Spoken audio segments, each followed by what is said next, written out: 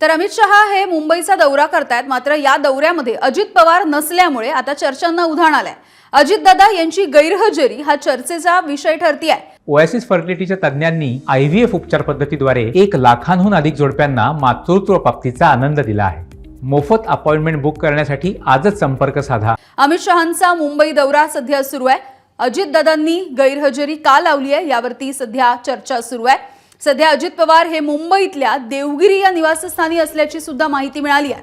काल रात्री महायुतीची बैठक होणार होती, त्यासाठी तातडीनं बारामतीवरून अजित पवार हे मुंबईला आले होते आणि या बैठकांचं सत्र काल पार पडलं आणि त्यानंतर आजच्या या दौऱ्यामध्ये नेमके अजित पवार का नाहीत असा प्रश्न आहे।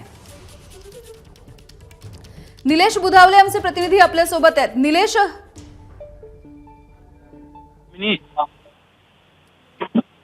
ज्या पद्धतीने अजित पवार काल तातडीनं मुंबईला आले होते त्यावरून जीएसटी कमिशनची आजची बैठक आहे, त्या बैठकीसाठी अजित पवार दिल्लीला जाणं देखील त्यांना टाळण्याचं पाहायला मिळालं होतं। आज प्रामुख्यानं अमित शहा केंद्रीय गृहमंत्री मुंबईत आहेत आणि त्यामुळे त्यांच्यासोबत अजित पवार असणं स्वाभाविक होतं, मात्र आज सकाळपासून अजित पवार त्यांच्यासोबत नाहीयेत। काल रात्री देखील महायुतीची जी बैठक पार पडणार होती ती देखील बैठक पार पडली नाही, त्यामुळे अजित पवार सध्या देवगिरी निवासस्थानी असल्याची माहिती मिळते। अद्याप अजित पवारांच्या कार्यालयाकडून याबाबत कुठल्याही प्रकारची माहिती देण्यात आलेली नाहीये। सध्या अजित पवार मुंबईत आहेत, मात्र अमित शहा यांच्यासोबत नसल्यामुळे चर्चांना आता उधाण आल्याचं आपल्याला पाहायला मिळतंय। धन्यवाद निलेश या माहितीसाठी।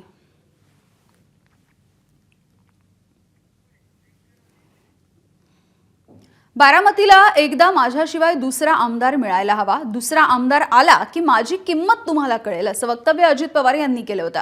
त्यांच्या या वक्तव्यानंतर ते बारामतीमधून लढणार नसल्याचे संकेत त्यांनी दिलेत का अशी ही चर्चा सुरू झाली आहे आणि अशामध्येच आता अजित पवार बारामतीमधून निवडणूक लढवणार, ते मध्येच शस्त्र टाकणार नाहीत अशी प्रतिक्रिया छगन भुजबळ यांनी दिली आहे। तर अजित पवारांचा बारामतीमध्ये पराभव निश्चितपणे होणार असं संजय राऊतांनी म्हटलंय।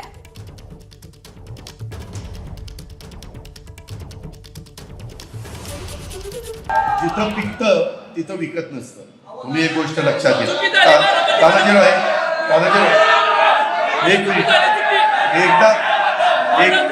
एकदा काय झालं पाहिजे, बारामतीकरांना कोणतरी मी सोडून आमदार मिळाला पाहिजे